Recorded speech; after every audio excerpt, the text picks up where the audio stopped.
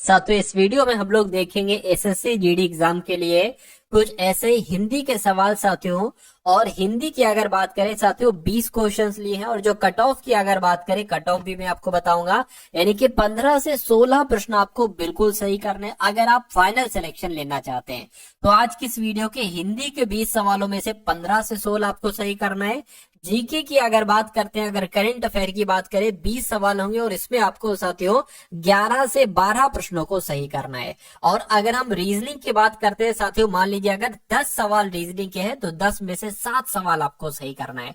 और अगर मैथ के साथियों 10 सवाल है तो इन 10 सवालों में से तकरीबन 6 सवालों को आपको सही करना होगा। अगर ये स्कोर आपका रहता है तो मुझसे लिख के ले लीजिए कि आपका सिलेक्शन साथियों हो जाएगा। ठीक है ना। चलिए तो साथियों इसी क्रम में हम लोग शुरू करते हैं। और पहला सवाल है आपके स्क्रीन पर, दूसरों के लिए अपने सुखों का त्याग इसको क्या कहा जाता है साथियों? इसको आत्मोत्सर्ग कहा जाता है। ये एग्जाम में आपके सवाल पूछा जाएगा, आप लोग ध्यान रखेंगे। उसके बाद देखिए कहा जा रहा है साथियों कि किसी पर विजय पाने की इच्छा रखने वाले इस वाक्यांश के लिए एक शब्द क्या हो सकता है? तो इसको जिज्ञासु कहा जाता है।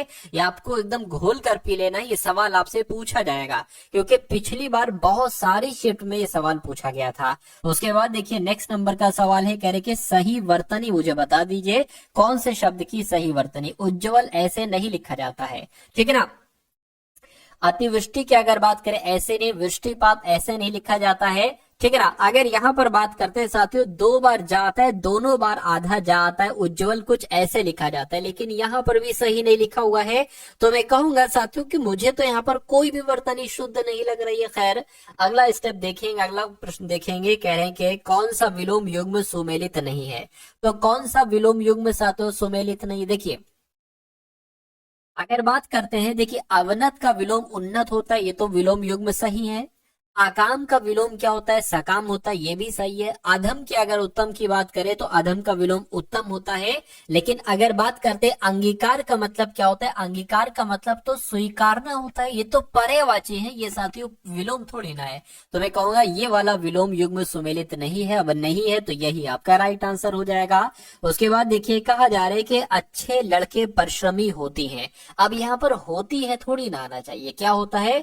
अच्छे लड़के परिश्रमी होते हैं, ये होना चाहिए। और ऐसा कहां पर लिखा हुआ है? ऐसा साथियों ऑप्शन नंबर सी में लिखा हुआ है, तो ये आपका बिल्कुल करेक्ट आंसर हो जाएगा।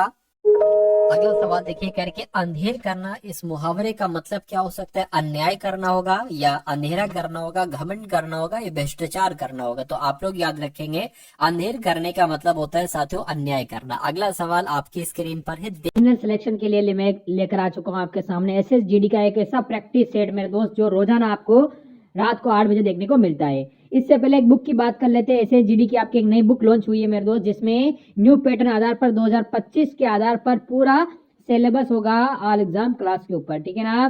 कैसे लेना है वो सारी चीजें इसमें मैं बताने वाला हूँ। पहले आप देखिए मेरे दोस्त, आपको मैं बता दूं इसमें प्रैक्टिस सेट में आपको मेरे मित्र मात्र 49 रुपए में आपको 15 प्रैक्टिस सेट मिलने वाले हैं। इसमें मात्र 49 रुपए में जिस पीडीएफ आप जो बुक लोगे आप 200 रुपए पड़ेगी, वही मात्र आप व्हाट्सएप नंबर आपको दिया है, इस पर मैसेज कर दीजिए, इस बुक की पूरी पीडीएफ आपको मिल जाएगी। तो अब देखिए कह कि तुरंगी का समानार्थी शब्द इसमें से क्या हो सकता है? तो तुरंगी शब्द की अगर बात करें ये साथियों, इसका समानार्थी शब्द हो जाएगा घुड़सवार। क्या? घुड़सवार। घुड़सवार हो जाएगा साथियों, ये आपको मालूम होना चाहिए। अगला सवाल देखिए करके परिवर्तन पृथ्वी का नियम है, या संस्कृति का नियम है, या जगत का नियम है, या प्रकृति का नियम है? तो साथियों प्रकृति यहाँ पर शब्द आना चाहिए, परिवर्तन प्रकृति का नियम है। उसके बाद देखिए करके वहां मुझे अनंत काल से नहीं मिला। क्या? वहां मुझे अनंत काल से साथियों नहीं मिला। यहां पर अगर बात करते हैं एक रेखांकित शब्द है, ठीक है। तो अनंत काल की जगह पर क्या आना चाहिए? चिरकाल से, प्राचीन काल से, पुरातन काल से। तो मैं कहूंगा वहां मुझे चिरकाल से नहीं मिला, ये होना चाहिए, अनंत काल नहीं होना चाहिए। अगला सवाल है करके दोपहर के बाद के समय को साथियों क्या कहा जाता है? तो दोपहर के बाद के समय को क्या कहा जाता है? अपराह्न कहा जाता है। क्या? अपराह्न कहा जाता है साथियों। राइट आंसर आपका ऑप्शन नंबर ए हो जाएगा। साथियों आप अपने क्वेश्चंस को यहाँ पर काउंट करते रहिएगा कि कितने क्वेश्चंस आपके सही हुए और कितने क्वेश्चंस आपके गलत हुए, ठीक है, कह रही कि जिसकी जीविका निश्चित ना हो उसके लिए एक शब्द क्या हो सकता है, तो उसको साथियों उसकी एक तरीके से आकाशवृत्ति हम कह सकते हैं। क्या? जिसकी जीविका निश्चित ना हो तो उसको आकाशवृत्ति कहा जा सकता है। अगले नंबर का सवाल कह रहे कि असली भैंस का दूध बहुत मीठा होता है, तो यहाँ पर अगर बात करें असली भैंस का दूध, इसकी जगह पर क्या आना चाहिए? भैंस का असली दूध या गाय का दूध या भैंस का दूध? तो मैं कहूंगा भैंस का असली दूध होना चाहिए, ना कि असली भैंस का दूध होना चाहिए। तो इस प्रकार जिनका भी आंसर है ऑप्शन नंबर ए है बिल्कुल करेक्ट हो जाएगा। अगला सवाल आपकी स्क्रीन पर है, कह रहे कि उग्र का विलोम क्या होगा? तो उग्र का विलोम साथियों क्या होता है? उग्र का विलोम सौम्य होता है, इसलिए सही जवाब जिनका भी ऑप्शन नंबर बी तो बिल्कुल करेक्ट है। साथियों अगर आपने इस वीडियो को अभी तक लाइक नहीं किया तो वीडियो को तो लाइक कर दीजिए, और चैनल पर अगर नए हैं तो चैनल को भी साथियों सब्सक्राइब कर लीजिए। उसके अलावा साथियों अगर बात करें अपना ये जो चैनल है जिसका नाम है टारगेट सिलेक्शन, क्या साथियों? टारगेट सिलेक्शन इस चैनल का नाम है, इसको आप लोग क्या कर लीजिए साथियों? सब्सक्राइब कर लीजिए, क्योंकि अगर आप साथियों सब्सक्राइब कर लेते हैं तो मेरा मानना है कि एग्जाम आपका बहुत आराम से क्रैक हो जाएगा। यानी कि इस चैनल के माध्यम से साथियों तैयारी आपकी ऐसे ही करवा दूंगा कि आपका एग्जाम जो है वो पेपर आपका साथियों क्या हो जाएगा? बहुत आराम से पास हो जाएगा। तो अपना एक ये चैनल है, उसके अलावा साथियों एक अपना चैनल है एग्जाम फतेह। क्या? एग्जाम फतेह भी साथियों अपना एक चैनल है। चलिए अब बात करते हैं अगले नंबर के सवाल की। कहा जा रही है कि सही वर्तनी वाला शब्द कौन सा, यानी कि आपको बताना है कि अद्वितीय कैसे लिखा जाता है। जैसे ऑप्शन नंबर ए में है नहीं, बी में है नहीं, सी में है नहीं साथियों, जैसे ऑप्शन नंबर डी में है ऐसे लिखा जाता है अद्वितीय। अगला सवाल है, कह रहे कि जिस पर विश्वास किया जा सके उसके लिए एक शब्द क्या होगा? तो उसको विश्वस्त कहा जाता है। क्या कहा जाता है साथियों? जिस पर विश्वास किया जा सके उसके लिए एक शब्द क्या होगा? उसके लिए एक शब्द साथियों विश्वस्त हो जाएगा, ये आप सभी लोगों को मालूम होना चाहिए। अगला सवाल है, कह रहे कि सही वर्तनी मुझे बताइए कालिदास कैसे लिखा जाता है? तो कालिदास जैसे ऑप्शन नंबर ए में लिखा हुआ है ऐसे लिखा जाता है। कहने के राजा का समानार्थी शब्द क्या हो सकता है? तो राजा को रत्नाकर कहा जाएगा, मयंक कहा जाएगा, मुकुंद कहा जाएगा या महीप कहा जाएगा? तो मैं कहूंगा राजा का समानार्थी शब्द साथियों महीप हो जाएगा। क्या हो जाएगा? महीप हो जाएगा। उसके बाद देखिए कहा जा रहा है यहाँ पर कि ठंडी हवा, क्या? ठंडी हवा रेखांकित, ठंडी हवा अच्छी लगती है रेखांकित शब्द का पर्यायवाची बताए, यानी कि हवा का पर्यायवाची यहाँ पर आपसे पूछा जा रहा है। तो मातंग कहेंगे हवा को, क्या हवा को आवाज कह सकते हैं, अनल कह सकते हैं, अनिल कह सकते हैं? साथियों अनिल का मतलब होता है वायु, अनिल का मतलब होता है हवा। तो कुल मिला के आपका राइट आंसर है अगर है ऑप्शन नंबर डी के साथ तो बिल्कुल करेक्ट हो जाएगा। अगला सवाल कह रहे रोहन को डर है कि मोहन इतना काम कर सकेगा। रोहन को शंका है, आशंका है या साथियों भय है? तो यहाँ पर शंका शब्द आना चाहिए। क्या? कि रोहन को शंका है कि मोहन इतना काम कर सकेगा। तो इस प्रकार राइट आंसर आपका ऑप्शन नंबर बी हो जाएगा। और अब उसके बाद देखेंगे नेक्स्ट नंबर के सवाल है। तो अब यहाँ पर साथियों आपके सामने जीके के क्वेश्चंस होंगे, जीएस के क्वेश्चंस होंगे और करंट अफेयर के क्वेश्चंस होंगे। इन 20 सवालों में से 11 से 12 प्रश्न कोशिश करिएगा कि आपके साथियों सही हो जाए। चलिए तो कहा जा रहा है कि कोई वस्तु अपने विराम अवस्था या गतिमान अवस्था में होने वाले परिवर्तन का विरोध करती है, उनकी ये स्वाभाविक प्रवृत्ति को क्या कहा जाता है? जड़त्व कहा जाता है। जैसे कि कोई चीज अगर चल रही है तो वो चलती रहेगी जड़त्व की वजह से, कोई चीज रुकी हुई है विराम अवस्था में तो वो रुकी रहेगी, क्यों? उसका जड़त्व जो उस पर लगा हुआ है। तो कुल मिला के राइट आंसर आपका ऑप्शन नंबर ए हो जाएगा। अगला देखिए, कह रहे कि लोदी वंश की नींव निम्नलिखित में से किसके द्वारा रखी गई थी? तो बहलोल लोदी के द्वारा रखी गई थी। लोदी वंश की नींव बहलोल लोदी के द्वारा रखी गई थी। अगला सवाल देखिए, कहा जा रहा है साथियों आपसे कि राज्यसभा से संबंधित संवैधानिक प्रावधानों के संदर्भ में निम्नलिखित में से कौन सा कथन सही है? तो भारत के प्रधानमंत्री राज्यसभा के पदेन अध्यक्ष होते नहीं साथियों, भारत के उपराष्ट्रपति राज्यसभा के पदेन अध्यक्ष होते, ये बात तो बिल्कुल सही है। भारत के राष्ट्रपति राज्यसभा के पदेन अध्यक्ष होते नहीं, और महान्यायवादी भी राज्यसभा के पदेन अध्यक्ष नहीं होते हैं। यानी कि मैं कह सकता हूं कि साथियों भारत के उपराष्ट्रपति जो होते हैं ये राज्यसभा के पदेन अध्यक्ष होते हैं।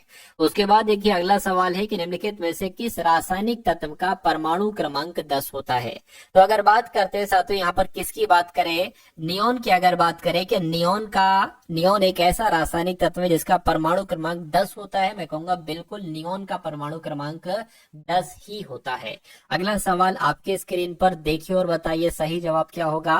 साथियों यहाँ पर अगर बात करें, जो भी आपकी एग्जाम डेट है 4 फरवरी, तो उस एग्जाम में जिन जिन का एग्जाम है या उसके बाद जिनका एग्जाम है, जैसा पेपर 4 फरवरी से आएगा उसका साथियों एनालिसिस होगा, यानी कि किस टाइप के क्वेश्चंस पूछे को वो सभी सारी चीजें मैं आपको बताऊंगा। लेकिन अभी जो मेरे हिसाब से साथियों जो आपके पेपर में पूछा जा सकता है, यानी कि जैसे आपके हिंदी के सवाल पूछे जा सकते हैं, जैसे जीके के, जैसे रीजनिंग के, मैथ के, उन सभी क्वेश्चंस को साथियों मैं आपको डेली करवा रहा हूँ। और मेरा मानना है कि जब आप डेली हिंदी की, जीके की, रीजनिंग की, मैथ के इंपॉर्टेंट क्वेश्चंस की प्रैक्टिस करोगे तो पेपर आपका साथियों यहीं से आएगा। कुल मिला के अगर आप साथियों अपने एग्जाम तक, जब भी आपकी शिफ्ट है 4 को, 5 को, 6 को, जब भी है, तब तक अगर आप अपने एग्जाम के लिए साथियों टारगेट सिलेक्शन को, जो भी साथियों क्लासेस यहाँ से दी जाती है, सभी क्लासेस को अगर अच्छे तरीके से देखते हो तो मेरा मानना है पेपर यहाँ से बाहर आपका आ नहीं सकता। ठीक है, क्योंकि मैं सारा कुछ आपको करवा दूंगा, और जब सारा कुछ आपको करवा दूंगा तो फिर क्या साथियों एग्जामिनर की क्या औकात है कि वो कहाँ से क्वेश्चंस लेगा। ठीक है, चलिए तो बस साथियों आप लोग पढ़ते जाइए। मैथ और रीजनिंग पर आपको बहुत अच्छे से फोकस करना है। यानी कि संविधान का जो 100वां संविधान संशोधन अधिनियम 2015 था, इसके द्वारा भारत और इसके किस पड़ोसी देश की सीमा को संशोधित किया गया था। तो किसकी किसकी बात चल रही है? भारत और बांग्लादेश की बात चल रही है। यानी कि आंसर आपका जो जाना चाहिए वो ऑप्शन नंबर सी के साथ जाएगा। अगला देखिए, अगला सवाल देखिए साथियों, कहने के जो विंचुडो नृत्य है ना, इसका संबंध किस राज्य से है? तो विंचुडो नृत्य की अगर बात करते हैं साथियों, इसका संबंध किस राज्य से है? तो मैं कहूंगा गुजरात में किया जाता है। कौन सा नृत्य? विंचुडो नृत्य गुजरात का नृत्य है।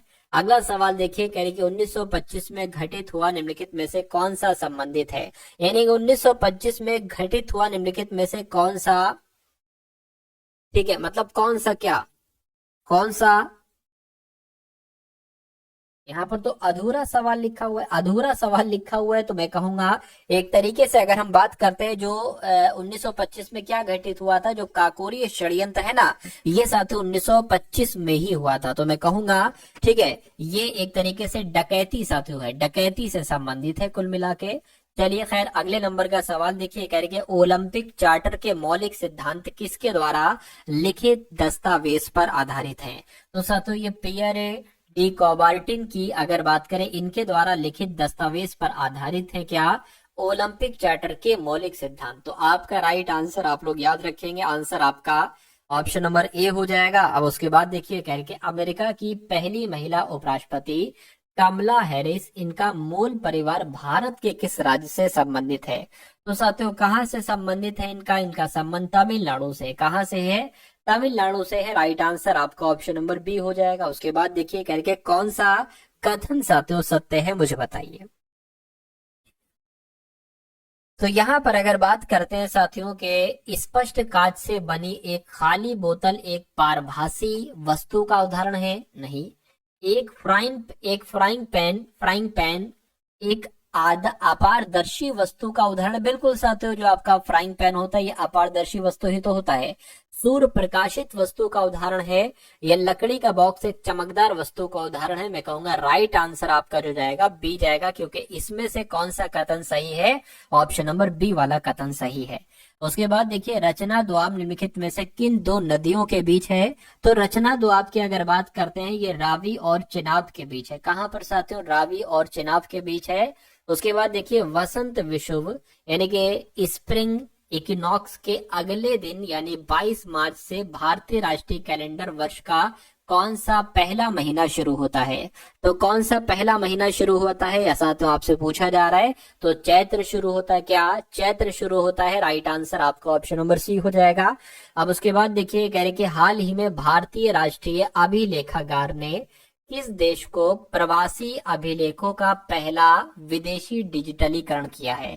तो किसकी बात चल रही है साथियों? ओमान की बात चल रही है। ओमान आपका यहाँ पर बिल्कुल सही जवाब हो जाएगा। यानी कि भारतीय राष्ट्रीय अभिलेखागार ने ओमान देश में प्रवासी अभिलेखों का पहला विदेशी डिजिटलीकरण किया है? आंसर आपका सी हो जाएगा। भारत के प्राचीन इतिहास के संदर्भ में अशोक स्तंभ का संबंध निम्नलिखित में से किस स्थान से है? तो अगर बात करते हैं साथियों किस स्थान से है, सांची से है क्या?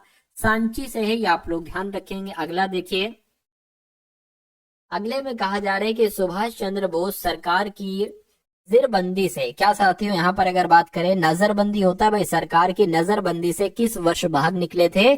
तो 1941 में इन्होंने साथियों ये भाग निकले थे। ये आप लोग ध्यान रखेंगे। राइट आंसर आपका ऑप्शन नंबर सी हो जाता है। अगला देखिए, आपसे पूछा जा रहा है साथियों, दराधिकार एक प्रकार का अल्प अधिकार है जिसमें किसी बाजार पर 2 फर्मों का प्रभुत्व नियंत्रण होता है, या 3 फर्मों का, या 4 फर्मों का, या 5 फर्मों का। तो अगर ये सवाल आ जाए ना तो 2 फर्मों का प्रभुत्व साथियों नियंत्रण होता है। राइट आंसर आपका ए हो जाएगा। उसके बाद देखिए नेक्स्ट नंबर का सवाल है आपके स्क्रीन पर, करके जब सरकार करों को कम करती है और सरकारी व्यय को बढ़ाती है तो इस प्रकार की राजकोषीय नीति को क्या कहा जाता है? तो इस प्रकार की राजकोषीय नीति को विस्तारवादी राजकोषीय नीति कहा जाता है। क्या? विस्तारवादी राजकोषीय नीति कहा जाता है। अगले नंबर का सवाल है, कहने कि हाल ही में किस देश ने रूस के खिलाफ यूक्रेन की रक्षा क्षमताओं को मजबूत करने के लिए यूक्रेन को, क्या लिखा हुआ है साथियों, यूक्रेन को 2 ASC-890 विमानों को दान करने की घोषणा की है? तो क्या आपका राइट आंसर होगा? स्वीडन आपका राइट आंसर हो जाएगा। ये विमान के नाम है साथियों, ठीक है ना। तो कुल मिला के आंसर आपका ऑप्शन नंबर ए है। अगला देखिए, कह रहे देश की प्राचीन झीलों में से एक है लेंडिया तालाब, ये किस भारतीय शहर में स्थित है? तो ये साथियों भोपाल में स्थित है। कहाँ पर? जो लेंडिया तालाब है ये कहाँ पर स्थित है? ये साथियों भोपाल में स्थित है। अगला सवाल आपकी स्क्रीन पर, कह रहे 2011 की जनगणना के अनुसार भारत का सबसे कम जनसंख्या घनत्व वाला, क्या सबसे कम जनसंख्या वाला राज्य आपसे पूछा जा रहा है। तो सबसे कम जनसंख्या किस राज्य की थी साथियों? सिक्किम की थी। किसकी थी? सिक्किम की थी। राइट आंसर आपका ऑप्शन नंबर बी हो जाएगा। फाइनल सिलेक्शन के लिए मैं लेकर आ चुका हूँ आपके सामने एसएसजीडी का एक ऐसा प्रैक्टिस सेट मेरे दोस्त जो रोजाना आपको रात को 8 बजे देखने को मिलता है। इससे पहले एक बुक की बात कर लेते हैं। एसएसजीडी की आपकी एक नई बुक लॉन्च हुई है मेरे दोस्त, जिसमें न्यू पैटर्न आधार पर 2025 के आधार पर पूरा सिलेबस होगा ऑल एग्जाम क्लास के ऊपर, ठीक है ना। कैसे लेना है वो सारी चीजें इसमें मैं बताने वाला हूँ। पहला आप देखिए मेरे दोस्त, आपको मैं बता दूं, इसमें प्रैक्टिस सेट में आपको मेरे मित्र मात्र 49 रुपए में आपको 15 प्रैक्टिस सेट मिलने वाला है। इसमें मात्र 49 रुपए में जिस पीडीएफ आप जो बुक लोगे आप 200 रुपए पड़ेगी, वही मात्र आप व्हाट्सएप नंबर आपको दिए इस पर मैसेज कर दीजिए, इस बुक की पूरी पीडीएफ आपको मिल जाएगी। तो अब उसके बाद देखिए साथियों यहाँ पर रीजनिंग के आपके सामने क्वेश्चन शुरू हो चुके हैं। तो रीजनिंग के क्वेश्चंस होंगे और साथियों मैथ के क्वेश्चंस होंगे। पहला सवाल साथियों नंबर सीरीज का है, कहने के 2 है, 4 है, उसके बाद 16 आ गया है, उसके बाद 256 आ गया है, और फिर आपसे पूछा जा रहा है कि अगला नंबर साथियों यहाँ पर क्या हो सकता है, ये बात आपको यहाँ पर बताना है। चलिए तो देखिए 2 से 4 हुआ है, यहाँ पर कैसे क्या हुआ, और फिर 4 से 16 हुआ है।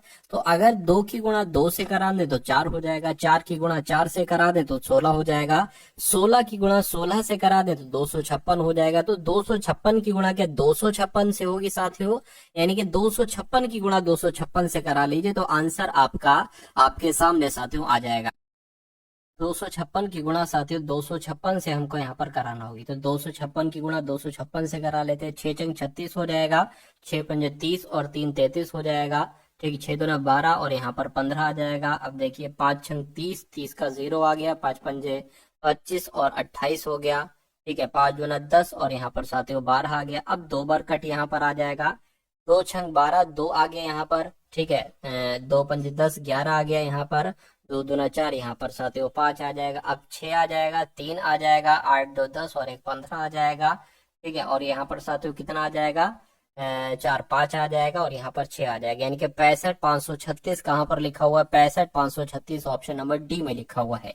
तो जिनका भी आंसर यहाँ पर ऑप्शन नंबर डी के साथ है मैं कहूंगा बिल्कुल करेक्ट हो जाएगा। अब उसके बाद देखिए अगले नंबर का साथियों सवाल आपके स्क्रीन पर, कह रहे हैं कि HSI है, उसके बाद OLO है, उसके बाद VEU है, उसके बाद CXA है, उसके बाद आपको बताना है कौन से 3 लेटर यहाँ पर आ सकते हैं। तो आप साथियों ये देखिए कि H से यहाँ पर क्या O हुआ है, O से यहाँ पर V हुआ है, V से यहाँ पर C हुआ है। तो H होता है 8 पर, O होता है अगर बात करें साथियों 15 पर होता है, V होता है 22 पर और C होता है 3 पर। 8 में अगर हम +7 करेंगे तो ये 15 आएगा, ठीक है। 15 में अगर हम साथियों +7 करेंगे तो 22 आएगा, और 22 से 26 तक कितना हो जाएगा साथियों 4, और ये 3 7 हो जाएगा। यानी कि 3 में भी साथियों अब हमें 7 प्लस करना पड़ेगा, तो 3 में 7 प्लस करते हैं 10 आ जाता है, 10 पर आता है जे। अब देखिए या तो ये आंसर हो सकता है जे यहाँ पर है, या तो ये आंसर हो सकता है जे यहाँ पर है। अब इसको देखिए, एस होता है साथियों 19 पर, किस पर 19 पर, और एल होता है 12 पर। कितना माइनस किया गया है, 7 माइनस किया गया है। एल 12 से ई हो गया है साथियों, फिर 7 माइनस किया गया है, और ई से एक्स हुआ है तो फिर साथियों 7 माइनस किया है। अब एक्स में एक्स होता है साथियों 24 पर, इसमें से अगर 7 माइनस करेंगे तो ये कितना हो जाएगा 7, और ये यानी कि 17 हो जाएगा। तो 17 पर आता है साथियों क्यू, तो जे क्यू कहां पर लिखा हुआ है, जे क्यू ऑप्शन नंबर ए में लिखा हुआ है। तो ये क्या होगा, ये आपका बिल्कुल करेक्ट आंसर हो जाएगा, ऑप्शन नंबर ए। अब उसके बाद देखिए अगले नंबर का सवाल आपके स्क्रीन पर है। इस सवाल में कहा जा रहा है कि एक साबुन का मूल्य 7 रुपए है और एक कलम का मूल्य 5 रुपए है। राजेश 38 रुपए में ये दोनों चीजें खरीदता है, यानी कि 38 रुपए उसके पास है, ऐसे समझ लीजिए। तो इसमें वो साबुन भी खरीद लेता है, कुछ साबुन खरीद लेता है, और इसमें कुछ कलम खरीद लेता है, ठीक है, जो कि 5 रुपए की। तो कह रहे हैं कि उसने कितने साबुन खरीदे। इस क्वेश्चन को साथियों अगर हम ऑप्शन की मदद से करें, यानी कि उसने कितने साबुन खरीदे। अगर मान लेते उसने साबुन 4 खरीदे, 4 साबुन खरीदे, और एक साबुन का मूल्य है साथियों 7, यानी कि कितने रुपए के ये साबुन बने होंगे, 7 चौक 28, 28 रुपए के तो उसने साबुन खरीदे। टोटल उसके पास थे 38 रुपए, यानी कि अब उसके पास बचे हैं 10 रुपए। तो 10 रुपए में वो क्या कर लेगा, कलम खरीद लेगा, यानी कि 2 कलम उसके पास हो जाएंगे। तो 2 कलम उसके पास हो गई हैं 38 रुपए में, और कितनी 7 उसके पास नहीं 7 नहीं, साबुन का मूल्य 7 रुपए है ना, तो 4 उसके पास साबुन भी हो गए, ठीक है, 4 साबुन भी साथियों उसके पास हो गए। तो कुल मिला के ये तो हमें सही लग रहा है। अब अच्छा इसको एक बार चेक करते हैं। मान लीजिए उसने, ठीक है, कितने साबुन खरीदे, 5 साबुन खरीदे, और एक साबुन का मूल्य है 7 रुपए। तो 7 पंजे कितना हो जाएगा, 35 हो जाएगा।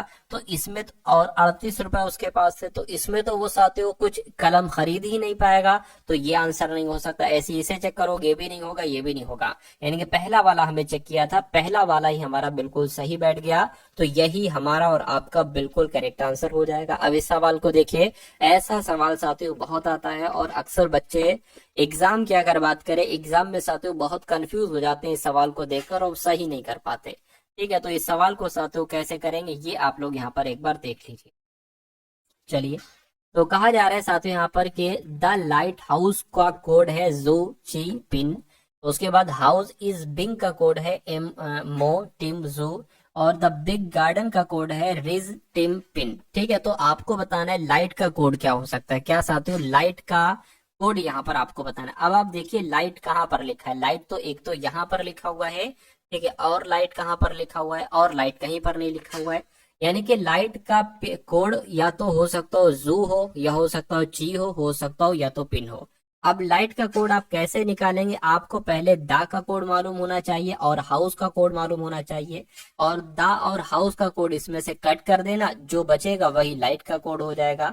यानी कि अभी आपको दा का कोड और साथियों हाउस का कोड निकालना है। तो दा देखिए कहाँ पर है, दा देखिए कहाँ पर है, दा इसमें है, नहीं है, ठीक है, दा इसमें है, इसमें आपको दा मिल जाएगा। यानी कि इसमें से और इसमें से क्या सेम आपको लग रहा है, जू नहीं, टी नहीं, पिन, पिन सेम लग रहा है, तो दा का कोड क्या हो जाएगा, पिन हो जाएगा। यानी कि अब पिन हमारा आंसर नहीं हो सकता, पिन लाइट का कोड नहीं हो सकता। क्यों, क्योंकि ये दा का कोड है।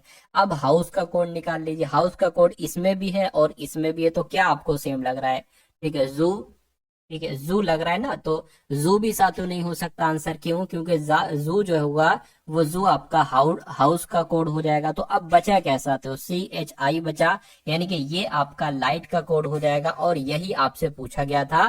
तो कुल मिला के CHI कहाँ पर लिखा हुआ है, तो ये ऑप्शन नंबर ए में लिखा हुआ है। तो ऐसे आपको करना होंगे ये साथियों ये सारे सवाल, ठीक है। अब उसके बाद देख लेंगे नेक्स्ट नंबर का सवाल है आपके स्क्रीन पर, देखिए साथियों, यानी कि निमेश मेघना का इकलौता भाई है। तो जो निमेश है ना, निमेश, ठीक है, निमेश की अगर बात करते हैं साथियों, ये मेघना का इकलौता भाई है, ठीक है।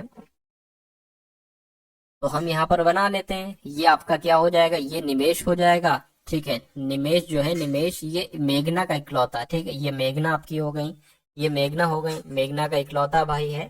करके सुरभि निमेश की बेटी है।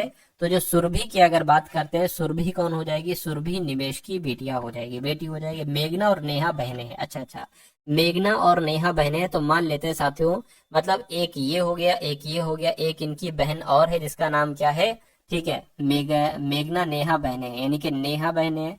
तो नेहा बहनें हैं तो ये भी तो भाई होगा इसका, ठीक है, यानी कि निमेश भाई है किसका, नेहा का और मेघना का, यानी कि मणिकर्ण का बेटा है। अब मणिकर्ण का बेटा, अभी हमें नहीं पता है कि मणि कौन है, ठीक है, जो मेघना का पति, अच्छा मेघना का पति कौन है साथियों, ठीक है। अब देखिए, अब यहाँ पर जो आया है तो मेघना का पति मणि होगा या कर्ण होगा, जो का इस्तेमाल हमेशा दूसरे वाले के लिए होता है, पहला वाला ये है, दूसरा वाला ये है, तो कर्ण जो होगा ये मेघना का पति होगा, कर्ण जो होगा ये मेघना का पति हो जाएगा, ठीक है। अब देखिए मणि कर्ण का बेटा, यानी कि इन दोनों का बेटा कौन हो जाएगा, मणि हो जाएगा। तो ये दोनों पति पत्नी हो गए, कर्ण और मेघना, इनका बेटा हो गया मणि, और मेघना का बहन है नेहा, और मेघना का भाई है निमेश, निमेश की एक बेटी है सुरभि। तो कह रहे हैं कि मणि का सुरभि से क्या संबंध है, यानी कि मणि का सुरभि से क्या संबंध, सुरभि क्या कहेगी मणि को। तो देखिए ये एक तरीके से अपने पिता की बहन, ठीक है, पिता की बहन का बेटा ही तो होगा, तो मैं कहूंगा कहीं ना कहीं फुफेरा भाई ही तो होगा मणि सुरभि का। तो इस प्रकार जिनका भी आंसर ऑप्शन नंबर डी के साथ है उन सभी का आंसर बिल्कुल करेक्ट हो जाएगा। अगला सवाल देखिए जो कि आपकी स्क्रीन पर है साथियों, इस सवाल को देखिए और बताइए राइट आंसर क्या है। कहने के अब यहाँ पर कुछ दिक्कत है, यहाँ पर साथियों भाग का निशान होगा। यदि निम्नांकित व्यंजन में भाग के स्थान, भाग और यहाँ पर क्या आएगा माइनस, भाग और माइनस के स्थानों को आपस में बदल दिया जाए, ठीक है, और 2 और 4 के स्थानों को आपस में बदल दिया जाए, तो आपको इसको सॉल्व करना है, इनके 426 भाग 648 माइनस 312, इसको सॉल्व करना है। तो अब यहाँ पर क्या कर सकते हैं, एक तो जहां पर भाग है, ठीक है, पहले नंबर बिल्कुल 2 की जगह पर 4, 4 की जगह पर 2, तो यहाँ पर 4 है तो साथियों 2 आ जाएगा, यहाँ पर 2 है यहाँ पर 4 आ जाएगा, 6 का 6 रहेगा, ठीक है, 6 4 है तो यहाँ पर 2 आ जाएगा, 8 का 8 रहेगा, ठीक है, यहाँ पर 3 1 है लिख लीजिए, यहाँ पर 2 है तो 4 आ जाएगा। अब भाग का देखिए, भाग की जगह पर माइनस, माइनस की जगह पर भाग, तो यहाँ पर माइनस आ जाएगा, यहाँ पर साथियों भाग आ जाएगा। अब आपको इसको सिर्फ कैलकुलेट करना है और आपको आंसर साथियों बता देना है क्या आपका आंसर यहाँ पर हो सकता है। चलिए अब देखिए 328 भाग 314, तो 314 का डबल होता है, देखिए 300 300 600 और 14 दूना 28, तो मैं कहूंगा यहाँ पर से 2 आ जाएगा, तो 246 में से साथियों 2 घटेगा तो 244 हो जाएगा। क्या 244 ऑप्शन में है, बिल्कुल ऑप्शन में है, ऑप्शन नंबर सी वाले में, तो यही आपका बिल्कुल करेक्ट आंसर हो जाएगा। अब उसके बाद देखिए कह रहे हैं साथियों CGRT को DJWA लिखा जा सकता है, तो XUKM को क्या लिखा जा सकता है यहाँ पर, ये आपको साथियों बताना है। चलिए तो अब यहाँ पर अगर हम लोग बात करें साथियों, कह रहे कि अब देखिए C 3 पर होता है, D हो गया है यानी कि 1 बढ़ाया गया है, G 7 पर होता है, J होता है यानी कि 3 बढ़ाया गया है, यानी कि 1 बढ़ाया गया 3 बढ़ाया गया, R से R 18 पर होता है, W 23 पर होता है यानी कि 5 बढ़ाया गया। अब T से A हो गया, ये क्या इसमें बढ़ाया गया है, अब देखिए ये 20 पर होता है और ये मैं कहूंगा 27 पर होता है, A वैसे तो 1 पर होता है लेकिन 26 के बाद तो 27 मान लेंगे, तो ये 7 बढ़ाया गया, ये हमारे लिए सही होगा। अब इसमें भी साथियों X के बाद क्या आता है, X के बाद Y आता है, Y आ जाएगा। U में 3 बढ़ाएंगे तो साथियों कितना आ जाएगा 24, 24 पर क्या आ जाएगा X आ जाएगा। K में 5 बढ़ाएंगे, K 11 पर होता है, 16 पर साथियों P होता है। M की बात करें साथियों, अब इसमें 7 बढ़ाएंगे, M होता है 13 पर, T आ जाएगा, यहाँ पर 20 वाला आ जाएगा। तो ये ऑप्शन साथियों कहाँ पर लिखा हुआ है, YXPT, ये कहाँ पर लिखा हुआ है साथियों, ऑप्शन नंबर डी वाले में लिखा हुआ है। तो जिनका भी आंसर ऑप्शन नंबर डी के साथ है, मैं कहूंगा आंसर आपका बिल्कुल करेक्ट हो जाएगा भाई, बहुत बढ़िया, वेरी गुड क्लास। अगला सवाल देखिए आपके स्क्रीन पर, कहा जा रहा है कि जैसे 132 से 502 बनाया गया है वैसे ही आपको साथियों 502 बनाया गया, वैसे ही आपको बताना है कि 2364 से क्या बनाया जा सकता है। देखिए और बताइए आखिर लॉजिक इसमें क्या लगा हुआ है, बताइए। अब देखिए अगर इनका गैप की अगर हम बात करें तो गैप की अगर हम बात करें, गैप क्या हो सकता है, गैप तो इसमें मेरे ख्याल से 300 के आसपास निकलेगा, लेकिन इसमें अगर गैप की बात करते हैं तो भाई ज्यादा ज्यादा कुछ नहीं 2600 हो जाएगा, लेकिन ऑप्शन में वैसा नहीं है, तो ये लॉजिक हमारा नहीं लग पाएगा। कुछ और लॉजिक की अगर बात करें, अच्छा एक चीज देखिए कि 1 3 2 टोटल मिला के 7 होता है। अच्छा इनका भी योग भी 7 होता है, यानी कि जब इनका योग देखा तो 7 आया, इनका योग देखा तो 7 आया। ऐसे ही 2 + 3 5, 5 और 6 11, 11 4 15, इनका योग 15 आया। क्या ऐसा तो नहीं कि कोई एक ऐसा ऑप्शन चूज करना है जिनके नंबर का योग यहाँ पर 15 हो? एक बार ट्राई कर लेते। 7 3 10 हो जाएगा और 5 15, ठीक है ये तो मिल रहा है 15। 7 4 11, ये तो फिर ज्यादा हो जाएगा, नहीं हो सकता, ये भी ज्यादा हो जाएगा और ये भी ज्यादा हो जाएगा, तो मैं कहूंगा 15 वाला यही लॉजिक हमारा लगेगा। 15 योगफल अगर इसका हुआ है तो इसका भी योगफल 15 ही होना चाहिए। उसके बाद देखिए साथियों, नेक्स्ट नंबर का सवाल आपकी स्क्रीन पर है। पूछा जा रहा है कि एएस के बाद सीक्यू, उसके बाद ईओ, उसके बाद आपको बताने कि अगला नंबर साथियों यहाँ पर क्या हो सकता है, मतलब अगले 2 लेटर यहाँ पर क्या आ सकते हैं, ये बात आपको बताना है। चलिए साथियों, आपको प्लेस वैल्यू की अगर बात करें, प्लेस वैल्यू बहुत जरूरी होना चाहिए। जैसे कि ए की बात करें तो 1 पर होता है, बी साथियों 2 पर होता है, पी 16 पर होता है, टी 20 पर होता है, ये सब आपको जेड तक मालूम होना चाहिए। ठीक है, चलिए तो यहाँ पर अगर बात करें ए 1 पर होता है, ठीक है, एस की बात करें 19 पर होता है, सी 3 पर होता है, क्यू 17 पर होता है, ई 5 पर होता है, ओ 15 पर होता है। अब देखिए 1 से 3 हुआ है, 3 से 5 हुआ है, तो मैं कहूंगा यहाँ पर 7 आ जाएगा, यानी कि जी। और ये 19 से 17 हुआ, 2 घटा है, फिर 2 घटा है, 15 हुआ, फिर 2 घटेगा तो एम आ जाएगा, यानी कि 13। तो जीएम आ जाएगा। जीएम कहाँ पर लिखा हुआ है? ऑप्शन नंबर डी में लिखा हुआ है। तो ये क्या होगा साथियों? ये आपका बिल्कुल करेक्ट आंसर हो जाएगा भाई, बहुत बढ़िया, वेरी गुड क्लास। चलिए अब उसके बाद देखिए नेक्स्ट नंबर का सवाल आपकी स्क्रीन पर है। कहा जा रहा है कि 3 6 18, तो 3 6 18 में साथियों जो लॉजिक लगा है वही लॉजिक आपको बताना है कि किस ऑप्शन में लग सकता है। क्या वही लॉजिक आपको बताना है साथियों किस ऑप्शन में लग सकता है? चलिए तो इसमें देखिए ऐसा तो नहीं इसकी गुणा 2 से कराई गई है और इसकी गुणा 3 से कराई गई है, ठीक है। तो एक ऐसा ऑप्शन निकालिए जिसमें पहले से दूसरे बनाने के लिए 2 से गुणा की गई है, ठीक है। अगर हम इसकी बात करें, देखिए 7 की गुणा 2 से कर लें, 14 की गुणा 3 से करेंगे, ठीक है। 14 42 आ रहा है, ठीक है। 7 दूना 14 आ रहा है, ये तो लग रहा है, ठीक है। उसके अलावा अगर 6 दूना 12, 12 3 36, इसमें भी वही लॉजिक लग रहा है, ठीक है। उसके अलावा अगर 9 दूना 18, 18 3 54, वही लॉजिक लगा। 18 दूना 16 और 16 16 16 32, 16 3 48, इसमें लॉजिक नहीं लग रहा है। ऐसा तो नहीं पूछा है। अच्छा ये नहीं शब्द आ गया यहाँ पर, यानी कि त्रिक की संख्याओं के बीच वही संबंध नहीं है जो संबंध निम्न त्रिक की संख्याओं के बीच है। यानी कि इसमें ये पूछा गया था कि जो यहाँ पर लॉजिक लगा है वो किस में नहीं लगा है, तो वो लॉजिक इसमें लगा है, इसमें लगा है, इसमें लगा है, लेकिन इसमें नहीं लगा है। तो इसमें नहीं लगा है तो यही आपका राइट आंसर हो जाएगा। अगला सवाल देखिए आपकी स्क्रीन पर है साथियों, इस सवाल को देखिए और बताइए राइट आंसर आपका क्या होगा। अब इस सवाल की अगर बात करें, कह रहे कि ए प्लस बी का अर्थ क्या है? ए बी की पुत्री है। ए गुणा बी का अर्थ क्या है? ए बी की बहन है। और ए बराबर बी का मतलब क्या है कि ए बी की पत्नी है। तो आपको एक व्यंजक दिया जा रहा है कि सी गुणा जी गुणा यू प्लस एम बराबर आर, इसमें जी आर का क्या संबंध हो, यानी कि आर क्या कहेगा साथियों जी को। तो कुल मिला के आपको सबसे पहले इसको सॉल्व करना होगा, फिर मालूम पड़ेगा कि भाई आर क्या कहेगा जी को। तो सबसे पहले लिखा हुआ है सी गुणा जी, तो आप इसमें देखिए ए गुणा बी कहां पर लिखा हुआ है, क्योंकि सी को हम मानेंगे ए और जी को हम मानेंगे बी। तो ए गुणा बी का मतलब है कि ए बी की बहन है, यानी कि सी जो है ना सी, ठीक है, ए बी की बहन है, यानी कि सी जी की बहन है। तो इतनी बात आपको मालूम पड़ गई कि सी जी की बहन है, तो साथियों ये क्या हो गई? सी जो है ना ये जी की बहन हो गई, ठीक है।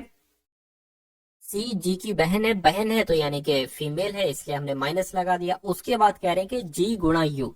अब जी गुणा यू का मतलब क्या होगा साथियों? जी गुणा यू वही वाला आ जाएगा, ए बी की बहन है, यानी कि साथियों जी यू की बहन है। जी जो है ना जी ये भी बहन है। बहन किसकी है साथियों? ये यू की बहन है, ये बात भी क्लियर हो गई। उसके बाद कह रहे हैं कि यू प्लस एम, तो ढूंढिए ए प्लस बी का कहां पर जाएगा।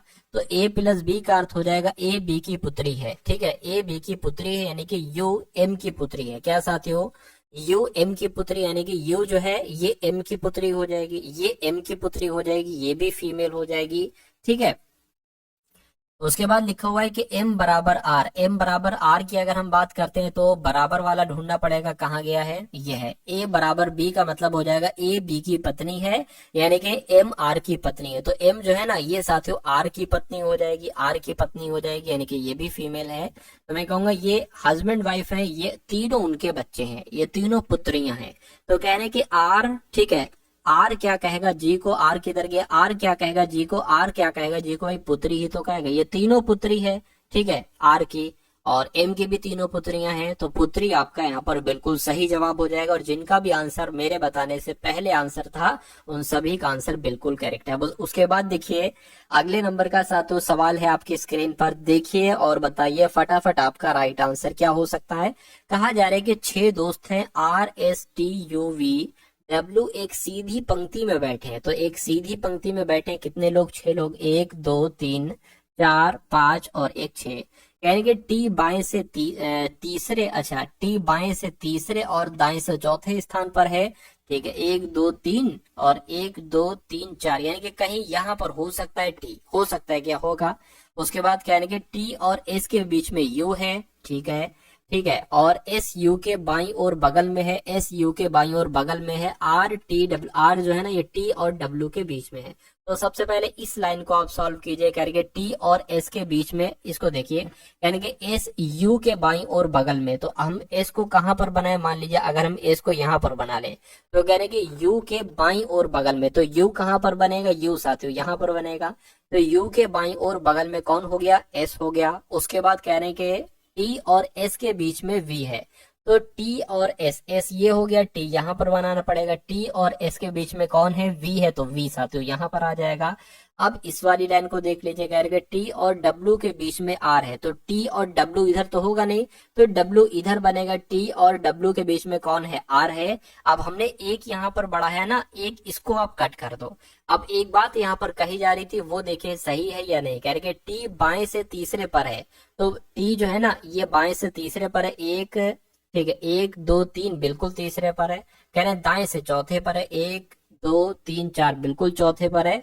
तो जो चीजें कही गई थी वो तो चीजें हमने सारी कर ली। अब देखिए सवाल में क्या पूछा गया है, कह रहे कि दाईं ओर से किस स्थान पर बैठा है, कौन, ठीक है, वी की बात चल रही है, ठीक है, वी दाईं ओर से किस स्थान पर बैठा है, तो 1 2 3 तीसरे स्थान पर बैठे हैं। तो क्या होगा आपका आंसर, तीसरा स्थान ऑप्शन नंबर ए में है, और यही आपका साथियों बिल्कुल करेक्ट आंसर हो जाता है। भाई बहुत बढ़िया, वेरी गुड क्लास। चलिए अब उसके बाद देखते हैं नेक्स्ट नंबर का सवाल आपकी स्क्रीन पर है। इस सवाल को साथियों देखिए और बताइए राइट आंसर यहाँ पर आपका क्या हो सकता है। चलिए ये वाला सवाल था, यानी कि 5 है, 16 है, 28 है और 36 है, 71 90 234। अगला नंबर यहाँ पर साथियों क्या आ सकता है, ये बात आपको यहाँ पर बताना है। चलिए देखिए इसको हम यहाँ पर लिख लेते हैं कि 5 है, 16 है और 28 है, और उसके बाद साथियों 36 है और 71 है और साथियों 90 है और 234 है और साथियों 342 है। तो उसके बाद आपको बताना है अगला नंबर यहाँ पर क्या हो सकता है, क्या नंबर यहाँ पर आ सकता है। तो हमें सबसे पहले ये देखना पड़ेगा कि 5 से 16 जो हुआ है इसमें कितना प्लस हुआ है, 11 प्लस हुआ है। 16 से 28 जो हुआ है 26 और 2 12, यानी कि 12 प्लस हुआ है। 28 से 36 हुआ है साथियों, यहाँ पर 8 प्लस हुआ है। और 36 से 71 अगर साथियों हम प्लस करें तो कितना हो जाएगा, अगर 11 मान ले, 11 में से 6 जाएगा, 5 बचेगा, ये साथियों 6 हो जाएगा। तो यहाँ पर 35 आ जाएगा, यानी कि 36 में 35 प्लस करोगे 71 आ जाएगा। 71 में साथियों 19 अगर प्लस करोगे तो 90 आ जाएगा। 90 में कितना प्लस करें कि 234 आ जाए, तो घटाइए जरा, ठीक है, 4 आपका आ गया। और 23 में से 9 को अगर आप करोगे तो साथियों 14 यहाँ पर, यानी कि 90 में 144 प्लस करोगे तो 234 आ जाएगा। और 234 में अगर कितने प्लस करें, 342 आ जाए, तो 12 मान ले, 12 में से 4 गया, 8 बच जाएगा। ये आपका कितना हो जाएगा, 33 हो जाएगा। तो यहाँ पर कितना आ जाएगा, एक तरीके से 108 आ जाएगा। तो कुल मिला के 234 में 108 प्लस करने पर 342 आएगा। तो 342 में कितना प्लस करें कि हमें यहाँ पर वाला साथियों नंबर मिल जाए, बस इतनी सी बात आपको बताना है। अब देखिए क्या यहाँ पर साथियों एक तरीके से आंसर मिला, अभी तो नहीं मिला।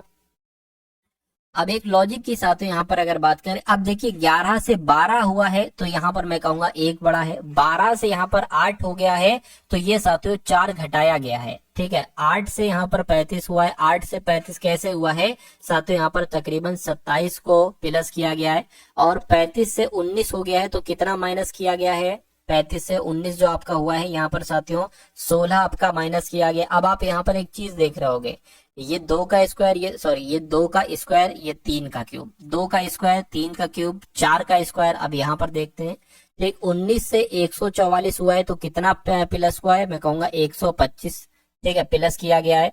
और 144 से 108 हो गया है तो यहाँ पर साथियों कितना घटाया गया है, 144 से 108 में साथियों 36 यहाँ पर घटाया गया। तो यहाँ पर कौन सा नंबर आ सकता है ये बात आपको बताने। देखिए ये 1 का क्यूब मान लेते, चलो ये 1 का क्यूब, ये 2 का स्क्वायर, ये 3 का क्यूब, ये 4 का स्क्वायर, ये 5 का क्यूब, ये 6 का स्क्वायर। तो यहाँ पर 7 नंबर आ जाएगा और क्यूब आ जाएगा। और 7 का क्यूब क्या होता है साथियों, देखिए 7 7 49 और 7 एक बार और गुणा करो, 7 3 आपका 63 हो जाएगा, 7 चौक 28, 28 यानी कि 343 यहाँ पर साथियों आ जाना है। 343 आ गए, यानी कि 343 की अगर बात करें साथियों यहाँ पर 343 आ जाएगा। अब कहने का मतलब ये 144 में 36 माइनस किया था तो 108 आ गया। 108 में 343 प्लस करेंगे तो हमें यहाँ पर वाला नंबर मिल जाएगा। तो 108 में साथियों एक बार 343 को प्लस करके देखिए, 11 हो गया, 5 हो गया, 4 हो गया, यानी कि यहाँ पर 451 आएगा। ठीक है, यानी कहने का मतलब है 234 में 108 प्लस किया था तो इतना आ गया। एक 342 में 451 अब अगर प्लस करेंगे तो कितना आएगा, इसको भी करके देख लीजिए। 451 और 342 कितना हो जाएगा साथियों, 3 और ये 9 और ये 7, यानी कि 793 आएगा। और 793 के ऑप्शन में कहीं पर है, देखिए बिल्कुल ऑप्शन में, ऑप्शन नंबर ए वाले में। तो जिनका आंसर मेरे आंसर से पहले आ गया था उन सभी का आंसर बिल्कुल करेक्ट है। अब उसके बाद देखिए अगले नंबर का सवाल है, कहा जा रहा है कि एक निश्चित कोड भाषा में, यानी कि कोडिंग डिकोडिंग का साथियों ये सवाल है। एक निश्चित कोड भाषा में TIKRI को 20181136 लिखा जाता है, तो BOARD को साथियों क्या लिखा जा सकता है, क्या आपका यहाँ पर राइट आंसर हो सकता है। चलिए अब देखिए यहाँ पर अगर बात करें, टी तो 20 पर आता है तो साफ साफ यहाँ पर 20 लिखा हुआ है। आई की बात करें, आई 9 पर आता है लेकिन यहाँ पर 18 लिखा हुआ है। ऐसा तो नहीं भाई डबल कर दिया गया है। चलिए देखते हैं, 11 के जो है ना वो 11 पर आता है और 11 ही लिखा हुआ है।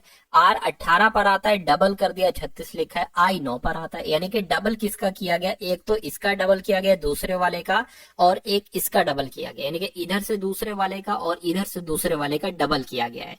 तो 5 लेटर है टोटल, इसमें 5 लेटर, यानी कि इसका डबल किया जाएगा और इसका डबल किया जाएगा, ध्यान रखिए। बी 2 पर आता है 2 आ जाएगा। ओ 15 पर आता है तो 30 आ जाएगा। ए 1 पर आता है 1 आ जाएगा। आर 18 पर आता है तो 36 आ जाएगा। डी 4 पर आता है 4 आ जाएगा। अब आपको देखना है कि ऐसा कौन से ऑप्शन में है कि 2 30 13 64 ऐसा ऑप्शन नंबर ए वाले में है, तो ये क्या होगा, ये आपका बिल्कुल करेक्ट आंसर हो जाएगा। अब उसके बाद देखिए अगले नंबर के सवाल हैं। तो अब यहाँ पर अगर बात करें साथियों, मैथ के क्वेश्चंस आपके शुरू हो चुके हैं।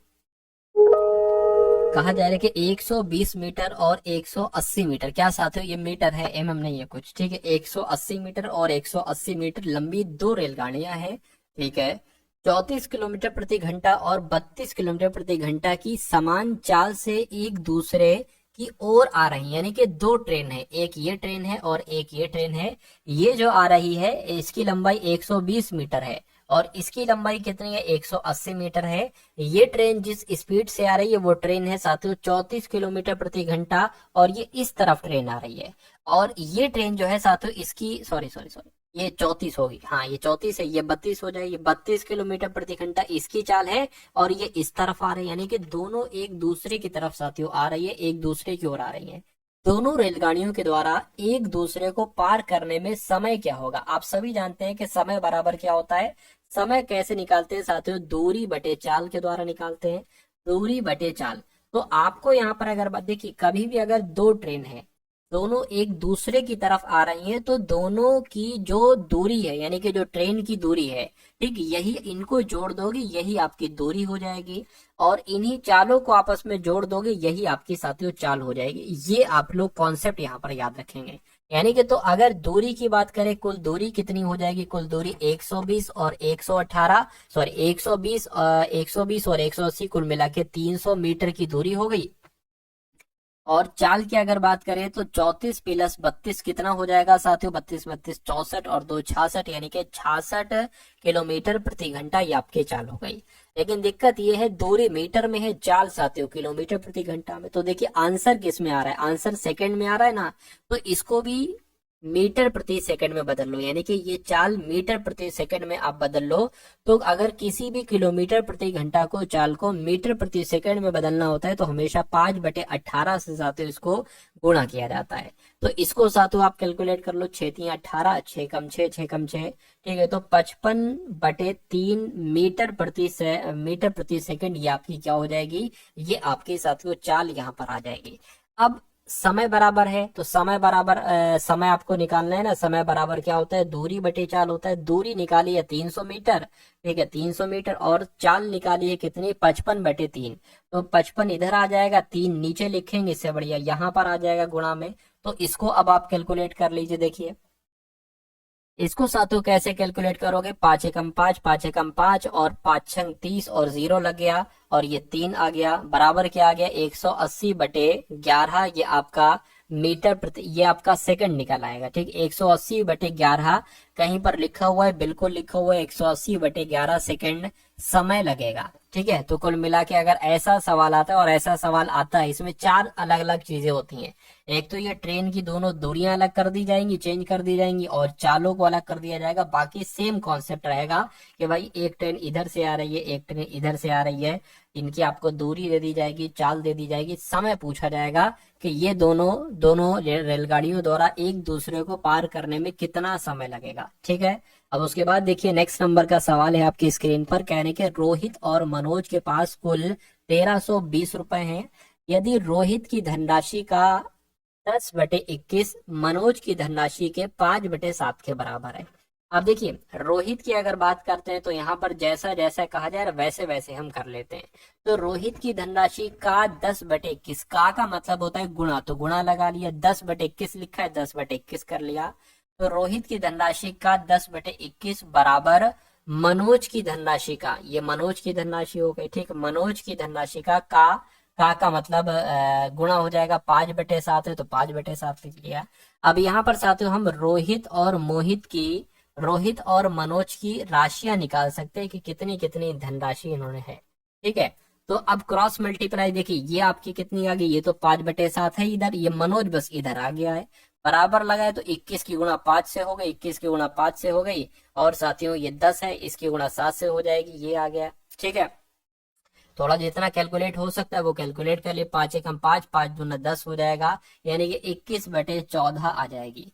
तो रोहित और मनोज के पास कुल धनराशि इतनी थी, जिसमें से रोहित की धनराशि की अगर बात करें 21 है, तो मनोज की धनराशि 14 है। तो कहने के रोहित के पास कितनी धनराशि है, रोहित के पास, ठीक है, रोहित के पास कितनी धनराशि है, तो कुल धनराशि थी 1320, रोहित की धनराशि 21 है, और टोटल नीचे इन दोनों का योग आ जाएगा नीचे को, तो ये कितना हो जाएगा, 21 और 14, ये 5 हो गया, ये 3 हो गया। इसको कैलकुलेट करा लो, आपको रोहित के पास कितनी धनराशि है मालूम पड़ जाएगा, ठीक है। 7 या 21, 7 पंजे 35 हो जाएगा, 5 से कट करेंगे, 5 दूना 10, 3 इधर आ गया, 5 छंग 30, 2 इधर आ गया, 5 चौक 20, यानी कि 264 की गुणा 3 से करा लो, आपका आंसर आ जाएगा। 4 तियां 12 हो गया, 6 तियां 18 हो गया, 19, 3 दूना 6 हो गया 7, यानी कि 792 आपका राइट आंसर आ जाएगा।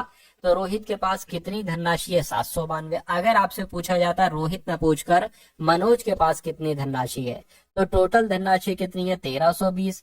मनोज की धनराशि कितने निकाली, मनोज की धनराशि 14 निकाली, तो 14 आ जाएगा, और नीचे इन दोनों का योग आएगा, इन दोनों का योग कितना था, 35 था। तो इसको कैलकुलेट कर लोगे, आपको मनोज की धनराशि मालूम पड़ जाएगी।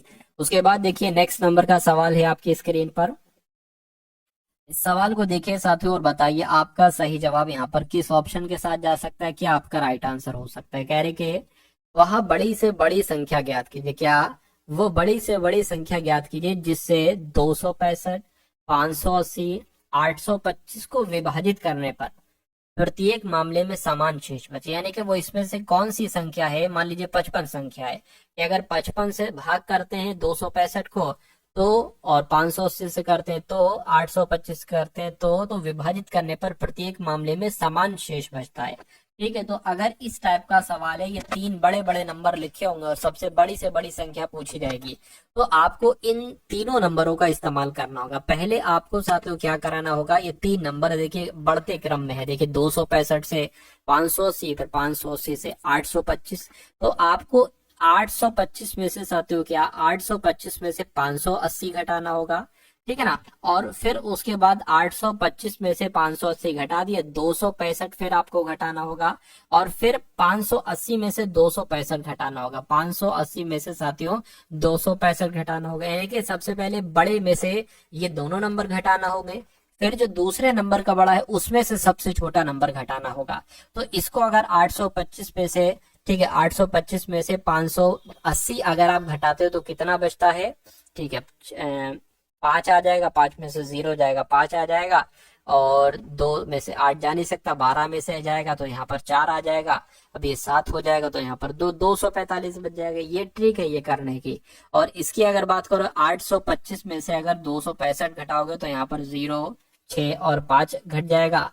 580 में से साथियों 265 घटाओगे तो 5 और 1 और 3 बच जाएगा। यानी कि अब आपके पास ये तीन नंबर आ चुके हैं। अब आपको क्या करना है, इन तीन नंबर का मासा ज्ञात कर लेना है। क्या ज्ञात कर लेना है, मासा ज्ञात कर लेना, वही आपका आंसर हो जाएगा बस। तो 245, 560 और साथियों 315 का क्या ज्ञात कर लीजिए, महत्तम समवर्तक ज्ञात कर लीजिए, HCF साथियों ज्ञात कर लीजिए। तो क्या इसको कौन से नंबर से साथियों ज्ञात करें, ठीक है, कि ये कट जाए, 2 से नहीं होगा, 3 से कट करेंगे, 3 से ये हो जाएगा, ये हो जाएगा, ये भी हो जाए, देखिए जरा 3 से भी नहीं हो पाएगा, 4 से, ठीक है, 4 से भी नहीं हो पाएगा, 5 से हो रहा है, 5 से कट कीजिए, 5 चौक आपका 20 हो जाएगा, ठीक है, 4 जाएगा 45, 5 3 45 हो गया, 5 एकम 5, 0 लग गया, ठीक है, सॉरी 0 नहीं लगेगा ऐसे, ठीक है, 5 एकम 5 हो गया, और यहाँ पर 1 चला जाएगा, 10 हो गया, 5 दूना 10 हो गया, 5 से कट करेंगे, 5 छंग 30 हो गया, ठीक है, 5 3 15 हो गया। अब किससे कटेगा, 7 से काट करिए, 7 से 49 हो गया, 7 नीम 63 हो गया, इसको अगर कट करें 7 एकम 7 हो गया, और 42 हो जाएगा, फिर ये 7 छंग आपका 42 हो गया। अब क्या 2 से 3 है, अब सब अलग अलग नंबर से कटेगा, ठीक है। तो मैं कहूंगा 5 गुणा 7 आ चुका है, यानी कि 5 गुणा 7 35 आ जाएगा, और 35 आपका क्या हो जाएगा, राइट आंसर हो जाएगा। यानी कि अगर ऐसा सवाल आता है कि तीन बड़ी बड़ी संख्याएं दे दी जाएं और कहा जाए कि इनको किस नंबर से विभाजित करने पर प्रत्येक मामले में समान शेष बचे, तो आपको सबसे पहले ये काम करना है कि जो सबसे बड़ा वाला होगा उस बड़े वाले में से दोनों छोटे नंबर को घटा लेना है, जो मैंने ये कराया। उसके बाद जो दूसरे नंबर की बड़ी संख्या उसमें से सबसे छोटी संख्या घटा लीजिए, जो नंबर आए उनका HCF ज्ञात करना है, LCM नहीं HCF ज्ञात करना है, फिर जो गुणा करने पर आएगा वही साथियों हमेशा समान शेष बचेगा, इसलिए राइट आंसर आपका ऑप्शन नंबर बी हो जाएगा। अब उसके बाद देखिए नेक्स्ट नंबर का सवाल है। अब इस सवाल को देखिए साथियों और फटाफट आप लोग यहाँ पर बता दीजिए करके, कोई तालाब है जिसकी, ठीक है, चौड़ाई वगैरह दे रखी है, लंबाई चौड़ाई वगैरह दे रखी है, यानी कि 50 मीटर लंबा है, 25 मीटर चौड़ा है और 4 मीटर गहरा है, ठीक है। तो तालाब की धारिता क्या है, देखिए कोई भी तालाब आ जाए, कोई टैंक आ जाए, कोई डब्बा आ जाए, और उस डब्बे की धारिता, उस डब्बे की लंबाई चौड़ाई ऊंचाई दे दी जाएगी आपको, और उस डब्बे की धारिता पूछी जा सकती है। तो तालाब की जगह पर कुछ हो सकता है, लंबाई कुछ हो सकती है। अगर ऐसा सवाल आता है तो आपको क्या करना है, कुछ नहीं साथियों, धारिता कैसे ज्ञात करते हैं ये मैं आपको बता देता हूँ। धारिता कैसे ज्ञात करेंगे साथियों, लंबाई गुणा चौड़ाई और गुणा गहराई कह लो या साथियों ऊंचाई कह लो। तो लंबाई कितनी है 50 और चौड़ाई कितनी है 25 और गहराई कितनी है साथियों 4।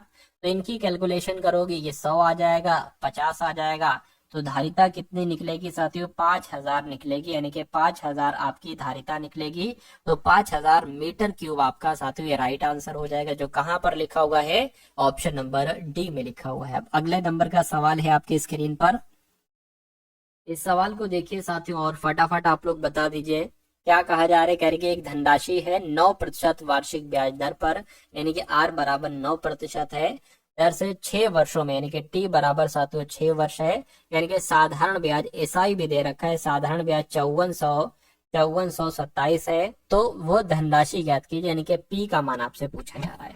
तो साथियों एक तो P बराबर होता है, फॉर्मूला होता है मूलधन बराबर SI साधारण ब्याज गुणा 100 बटे R गुणा T।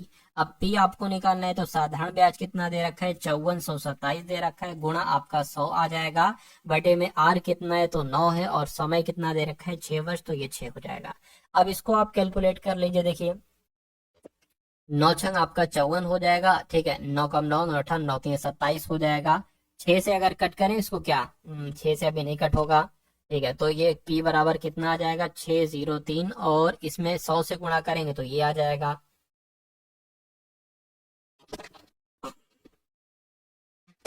उसके बाद साथियों नीचे यहाँ पर 6 आ जाएगा। अब इसको आप कैलकुलेट कर सकते हो, 6 कम 6 हो गया, 0 लग गया, ठीक है, 0 लगेगा, 6 पंजे 30, क्योंकि 2 नंबर एक साथ कट करना इसलिए एक एक्स्ट्रा 0 लगेगा। तो मैं कहूंगा 10,050 कहाँ पर लिखा हुआ है, तो 10,050 ये आपकी धनराशि हो जाएगी। यानी कि अगर एक धनराशि पर 9% वार्षिक ब्याज दर से 6 वर्षों में कुल साधारण ब्याज 5427 है, तो वो धनराशि 10,050 रुपए होगी। और ये आपका साथियों बिल्कुल करेक्ट आंसर हो जाता है भाई, बहुत बढ़िया, वेरी गुड क्लास। अब उसके बाद देखिए आज की इस वीडियो का अंतिम सवाल है, और इस क्वेश्चन को साथियों देखिए आप लोग और बता दीजिए कि आपका राइट आंसर यहाँ पर क्या होगा। कह रहे कि एक व्यक्ति है 18,000 रुपए में एक रेफ्रिजरेटर खरीदता है और 2 वर्षों के बाद और उसकी मरम्मत करवाता है, मरम्मत पर 2500 रुपए खर्च करता है, और उसके बाद इसको 12,300 रुपए में बेच देता है। तो देखिए जब 18 रुपए का उसने खरीदा और 2500 रुपए पर और इन्वेस्ट किए, तो मैं कहूंगा कितने हो जाएंगे, ठीक है। कुल मिला के अगर यहाँ पर हम बात करते हैं साथियों कितने हो जाएंगे, 18,000 हो गए, 18,000 ये हो गए, और 2500 इसमें साथियों और प्लस कर दो 005, और साथियों ये आपका 20,500 हो जाएंगे, ठीक है। अच्छा ये तो फिर तो हानि हो उसकी, और बहुत बुरी तरीके से हानि होगी, ठीक है। तो 20,500 रुपए में उसने खरीदा, एक तरीके उसको खरीद पड़े, लेकिन 12,000, ठीक है, 12,300 रुपए में उसने बेच दिया, तो कितने का नुकसान हुआ 002 और 8, यानी कि 8200 रुपए का उसको नुकसान हुआ। लेकिन यहाँ पर पूछा जा रहा है हानि को प्रतिशत में बदल कर बताइए, तो इसलिए 100 से गुणा करेंगे, और नीचे हमेशा क्या आता है क्रय मूल्य आता है। क्रय मूल्य ये 18,000 नहीं होगा, 18,000 प्लस 2500 होगा, यानी कि 20,500 ये आपका क्रय मूल्य हो जाएगा। 0 से 0 कैंसिल हो जाएगा। अब इसको आप कैलकुलेट कर लीजिए, 5 से कट करे तो 5 चौक 20, 5 एकम 5 और 5 एकम 5, 3 32 हो गया, 5 छंग 30, 5 चौक आपका 20, 0 आ गया। इसको अब आप साथियों कैसे कैलकुलेट करेंगे, क्या एक साथ ये कैलकुलेट हो जाएगा, ठीक है ना, इसको कैलकुलेट कर लो, ठीक है, तो बाकी आपका जो है वो साथियों आंसर यहाँ पर आ जाएगा। चलिए तो इसको भाग की फॉर्म में साथियों जैसे होता है वैसे कर लेते हैं, एक सेकेंड, ठीक है, 1640 आपका हो गया, ठीक है, और ये 41 आ गया। देखिए 41 की अगर बात करें, 41 चौक कितने हो जाए, 41 चौक 4 एकम 4 और 4 चौक 16, ये तो पूरा पूरा हो गया साथियों, 0 बचा 0 लगा लीजिए, यानी कि 40% का उसको लॉस होगा। राइट आंसर आपका ऑप्शन नंबर डी हो जाएगा। और जिनका भी आंसर ऑप्शन नंबर डी है, मैं कहूंगा आंसर आपका बिल्कुल करेक्ट हो जाता है भाई, बहुत बढ़िया।